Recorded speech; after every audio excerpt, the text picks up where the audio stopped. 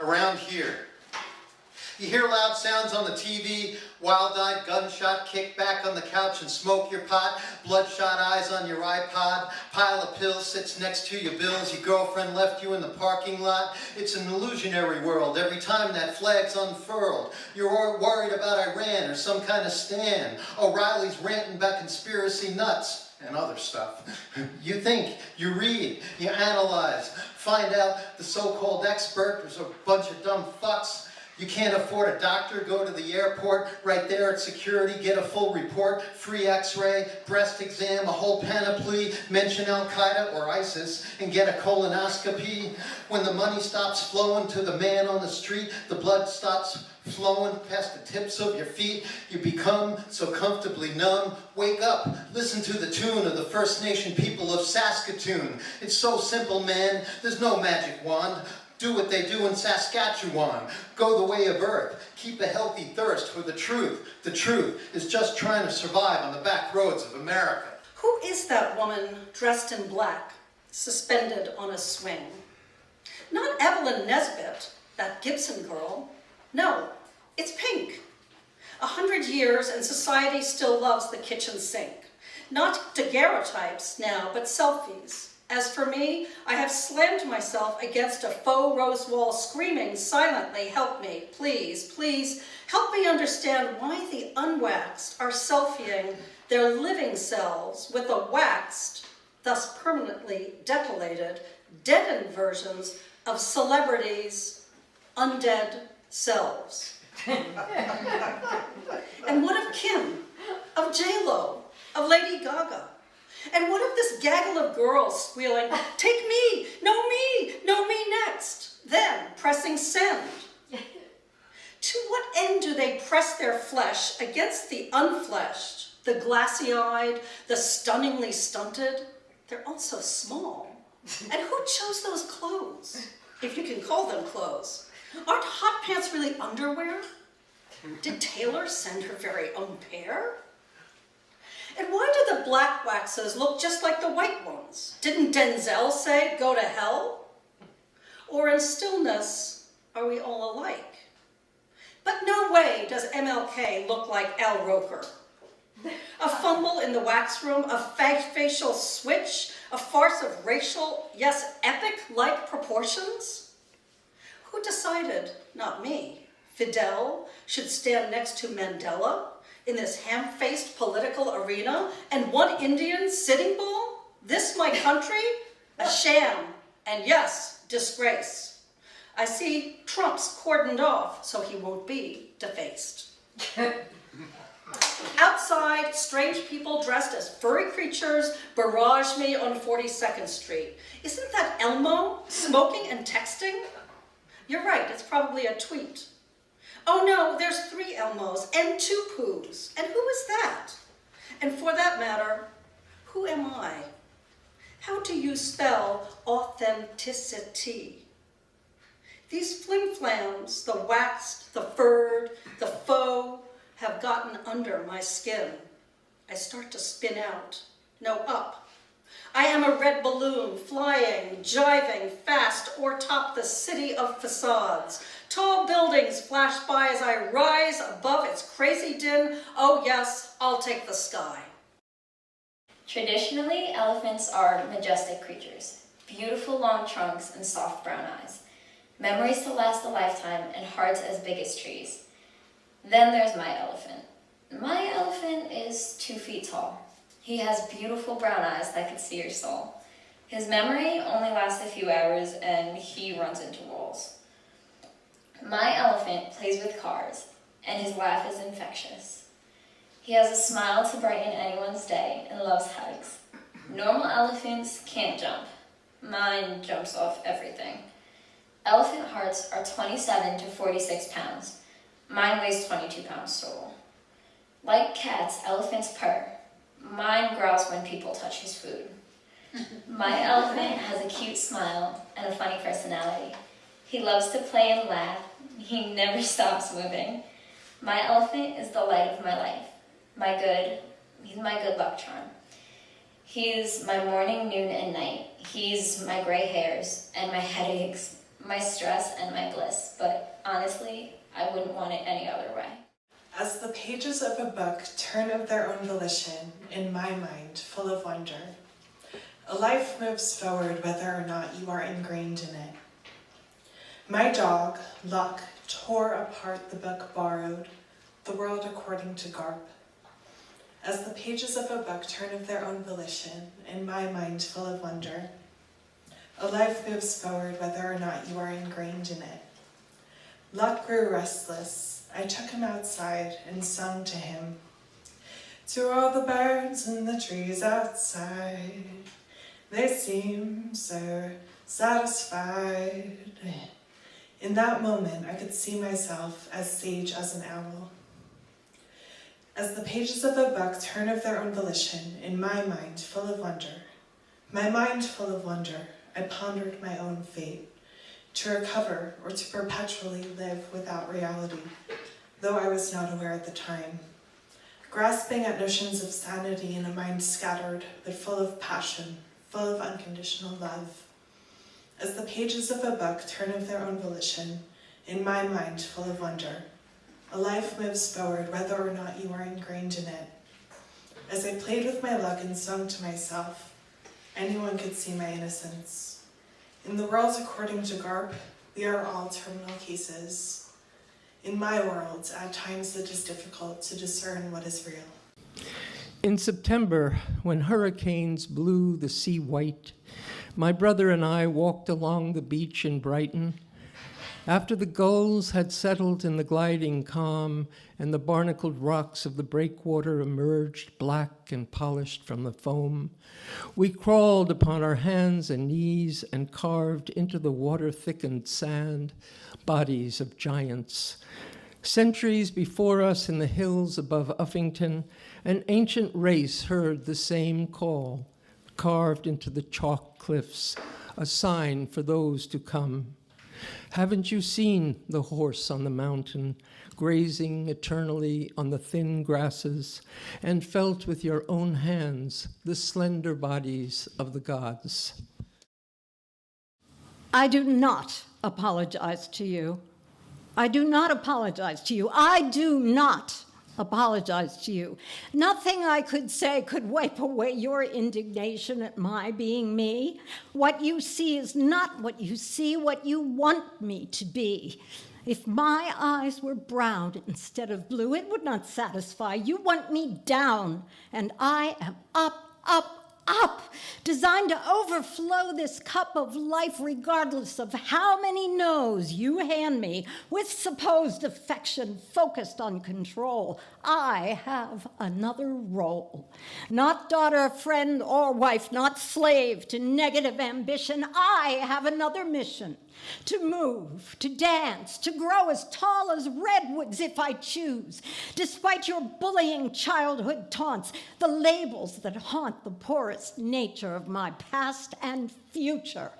The wild child you call slut, resenting the guts I have to navigate existence without resistance. It's your insistence I drum from my mind. Unwind the tapes of no, no, no, refuse to ooze into the mold of old, old, old. I'm finishing your diminishing, dismissing your idealizing, your list of perfect features that sabotages God's perfect creatures. The message is the message. It's a mess about age. You clutter up my stage. I'm whiting out the page and covering it with rant. Don't tell me I can't transcend the ravages of growing old with the power of my rage. Your messages of no, of stop and end must go. I do not internalize, for I will be recognized. I do not apologize. I do not apologize. I do not apologize to you. That piano entered our life, and now love songs from 5 decades are sprawled across our mantle. It was a hard birth, pushing 800 pounds, scraping our knees, losing a wheel, splintering mahogany vines. A slap and a cry, Weber is upright and alive, 1 century plus some. Now it feeds us blues and jazz and southern ballads, turns around a sour mood, post-bill blues, makes lukewarm moments sizzle. Anxious to calm, empty to full, house to home, clapping and encores. Play for me, next one's yours. This corner of our room is a smoke-filled New Orleans speakeasy, and feet are stomping. That piano is some hot sake on a rainy Sunday, chilled pomegranates at the beach. Legs scraped, B-flat gone, it takes us just where we need to go. They are scattered nailed into the floorboards, a history of horizontal breaths, cheek to grain, lungs shudder air. The way they touch me, rigid and with an incapable chill, makes me shiver out a sigh. Between the slats, the cracks slip lambent light, royal blue. In the glow, the dust motes gush aimlessly at my breath, then slow swirl. My jaw, it grinds against the splinters. One mote shouts, "I'm sick and tired of being sick and tired." Another gives chase to an absent mother. Into tight ropes, some braid my hair till the strands bow low and break the tension. They seem to be having fun, at least. And when gum-stuck knots stop the comb, I'll shear them off like I've done in the past. The rest of them swarm, a face full of fruit flies bouncing on my cheek, leaving their own memories in my pock-marked husk. I'll realize something in the morning is missing. Fashion me pretty, for I am but a man. Circling, twirling around, for I am but a man. Embodiments of just and jest, I swear this is not a hex. Proceed, beware, be aware. Fashion me pretty, think me wonderful, but know this, I am man, I am woman. Think me absurd, yes. Think all you want. Fashion me pretty, not in jest. Fashion me pretty because you're aware. Gratitude to Apollo, who just moved to Poetry Street. I ask you to sail your boat on this lake of words with me. Stop thinking about the land for a while. It is nearby, within sight. So cast off and drift for a moment or two with me. And when drifting no longer satisfies, raise and reef a sail just a little way up the mast. Catch the breeze you love so much at dawn and let it pull you forward into yourself. All those secrets that rush along as ripples on that silken, silvery surface are now features of a larger scene. Raise the sail high and the wind will pick up and carry you a bit faster into your expanded vision of where you are right now. And suddenly, you see the mountains along the shore, and you hear the birds cry overhead in parallel joy with your single wing now unfurled. And when the moment is right as that instant of water and wind, let the words out as a gentle swell. And when they are done, read them out, that we may all be one on this journey with you as friends once again. By the lake where we swam as children in the hot July sun that was beaming a benediction of light in the morning air. Gunshots explode, the base of a skull in the bottom of a pit, for the good of the party, for the fatherland, for God, for the armies of butchers excising the offal of foreign eyes with ancient cleavers, honed through the generations, weaned on betrayal, and the bones long buried underneath a forest of pines where mercy flowed like blood from a stone. We met young in church. We called each other beautiful. You came to my school. I loved you. You dropped out, moved to China. But then you came out and came home. You told me what it was like the first time you were with a man.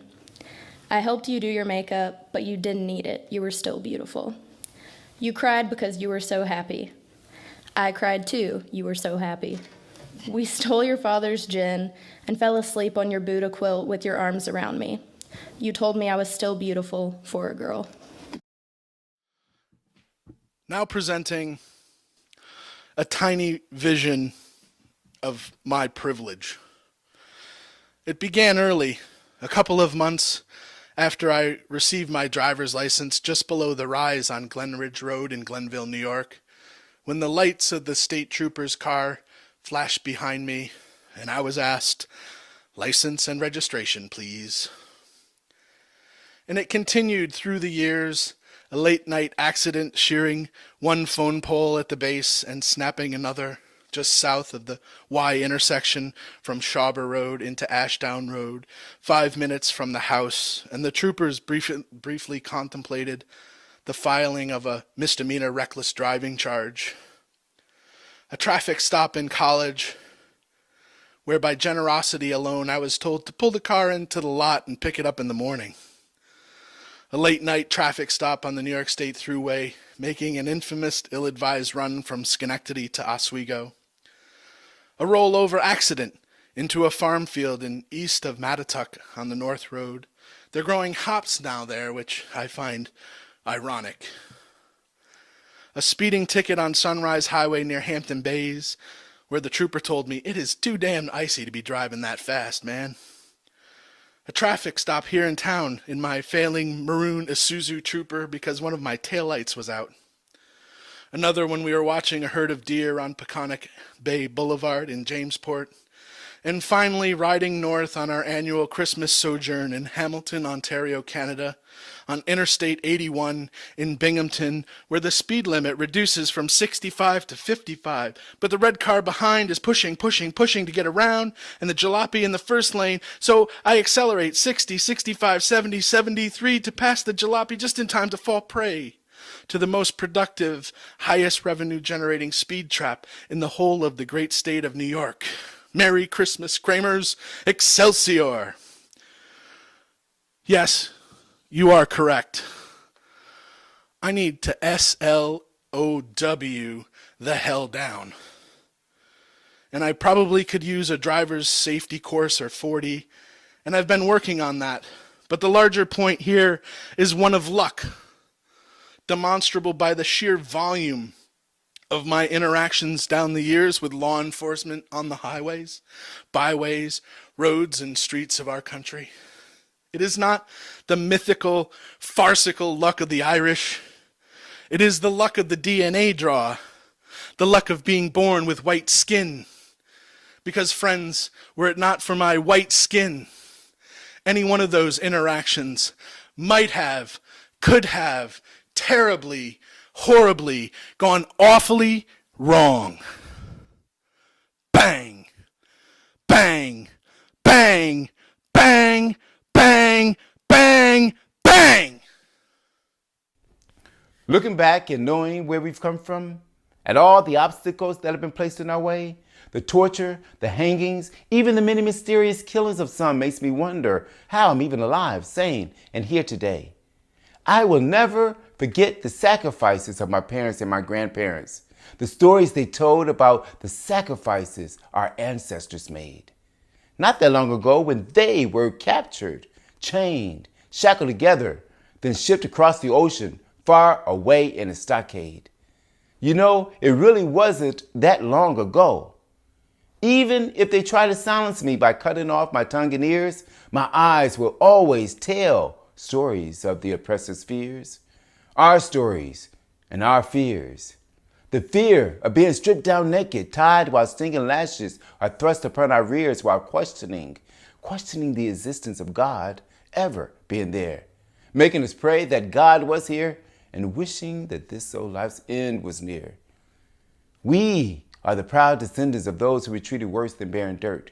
Our fathers and mothers were beaten, bought, sold, rented, and traded. No words could ever excuse our hurt. Everything about us, they told us, was hated.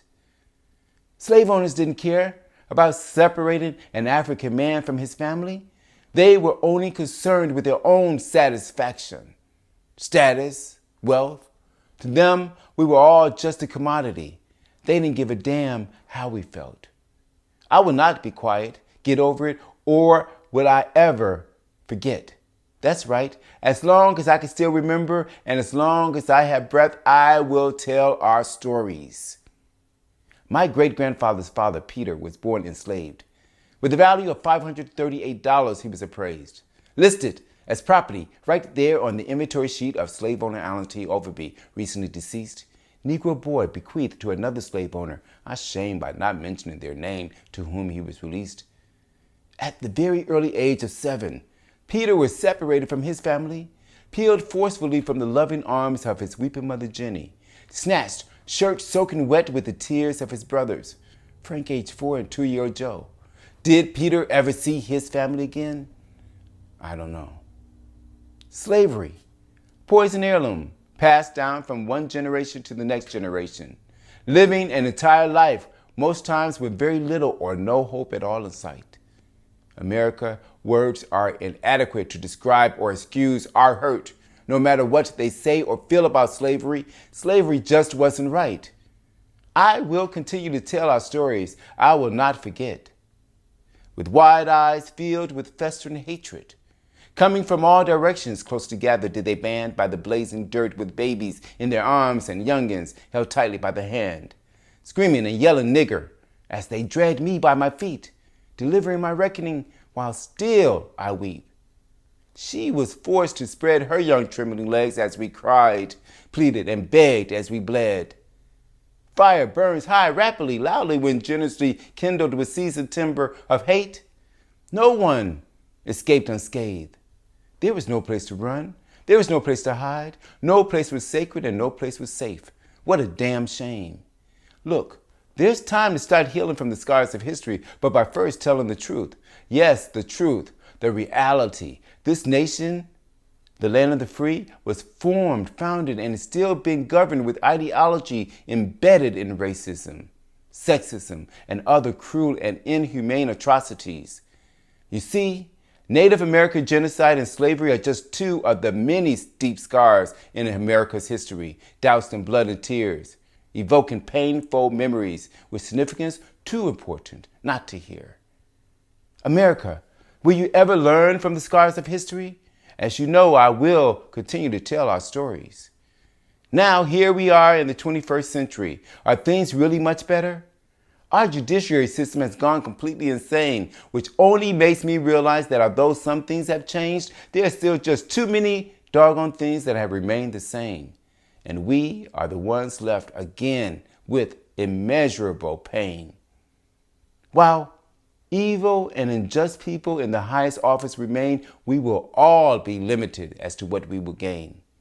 Yes, we must continue to vote, march, stand out, stand up, speak out loudly for what is right. But for how long will we have to live and fight those who think they're better than all of us simply because their skin is white? I hate the thought of being shot down because of the color of my skin. But I will always remember, no, unfortunately, I'm constantly reminded every time I walk out the door, that's the cruel reality all black men are in. Will it ever end? Or must we all die before God pays attention to our desperate cry? America, will you please learn from the horrid past and not lose sight? Any action fueled with hate, homophobia, sexism, racism, white supremacy ideology just isn't right. Separating children from their parents and family members at the southern borders, denying basic needs and treating people inhumanely just isn't right. Making and enforcing laws designed to disproportionately put and keep black people and people of color in prison, disenfranchised, depressed, and oppressed just isn't right. Killing our black men, women, and children while no one is being held accountable just isn't right. Please, come on, please learn and let's heal from the scars of history. America, please don't lose sight. Based on the notion, if this idea of America truly being the great nation, land of the free, then liberty, equality, and justice must be inclusive, including people who look like you and me. A dream of heaven. I had this dream about heaven, and a couple of you were up there, all decked out in your celestial robes, golden slippers. We all had a pair. You see, I was the new arrival. Just came through the gate. Told St. Peter I want to see the Father. He said, Bubbie, you got to wait. Totally in awe, but patient. I did as I was told, sat down on this comfortable divan right next to this street of gold. Then I spied somebody else I recognized, jumped straight up off that chair. There's got to be some kind of mistake. How did he get up in here? Last time night I saw that child, he was rifling garbage cans, picking up bottles beside the road with his nasty, filthy hands. Lord have mercy, there's another one. How in the world did she get through? That sister used to keep all the streets hot, especially the Circle and Peconic Avenue. I started feeling kind of uneasy, not feeling quite so well. Had I been sent to the wrong place? Were those the gate to hell? Then some sense came to my head. The slippers, the golden street, the cherubims and seraphims, and I couldn't feel no heat. All of a sudden it hit me like a ton of bricks. I had been so spiritually cold. All I could see was outside of them. I couldn't see their souls. You see, to get your name in the Lamb's Book of Life, there are some things that God requires. And to fall short is to spend eternity in the devil's lake of fire. Just then I spied St. Peter walking back. His face had this sad, sad frown. Then I really got uneasy. Would I be denied my golden crown? I started thinking up excuses for some of the wrongs that I had done. Then tried to get St. Peter to intercede for me when I went before the Holy One. Just as St. Peter was about to announce my fate, I woke up in my bed. Crazy, frightening, confusing thoughts just racing through my head. Why was he wearing that sad, sad frown? Had I really fallen short? Would I have been denied my golden crown had I lost my heavenly day in court? Now, every day I pray my soul's pure enough when it comes time to redeem, because the next time I see St. Peter just may not be a dream. Planting annuals. For years, I do not plant them. Why bother? They only last a season. Perennials return, each in certain order. First, crocuses occur, then daffodil, tulip, iris, peony, parade from St. Patrick's through Pentecost, bloom of the inevitable. Why bother with flowers that last only a season? Who needs them? Knees in the mud, digging them in, knotted stems and sticky leaves, silly petunias, pale lavender petal clowns flopping down, spilling out along the ground, blossoming overgrown, left unplanted too long, then crammed in, roots packed and wrapped. I tear through the threads to plant them, maybe too late, and maybe it is only for this one season, but my mother loved petunias, and I am planting them.